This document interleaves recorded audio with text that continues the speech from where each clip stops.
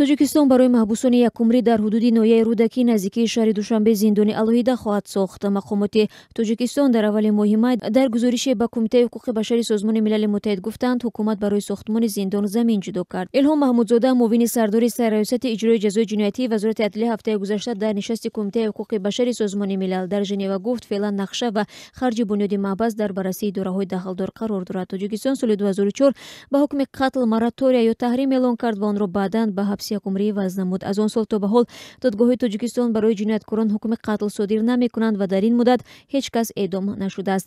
Барои ҷиноятҳои вазине ба мисли куштор, таҷовуз ба номуси нобулиғон, терроризм, наслкушӣ ва зиёни бузург ба муҳити зист ҳабси абад муқаррар гардидааст. То ба ҳол даҳон нафар бо ҷурми куштори ваҳшиёна, бандитизм ва инчунин терроризму талош барои сарнагунии сохти давлатдорӣ ба ҳабси якумрӣ маҳкум шуданд. Соли гузашта ҳаким Мирсаизод муовини вазири адлияи Тоҷикистон та як нишасти хабарӣ дар Душанбе гуфта буд, ки то ҳол 80 нафар дар кишвар ба ҳабси абад маҳкум шуданд. Дар миёни зиндониҳои якумрӣ Ғаффор Мирзоев, фармондеи пешини горди миллӣ, Саид Умар Ҳусайнӣ ва Маҳмадалии Ҳаид, муовинони раиси ҳизби дар Тоҷикистон Мамнӯи Наззати Исломӣ ва Суроб Лангариев, бародари хурдии фармондеи кушташудаи фронти халқӣ Лангари Лангариев ҳастанд.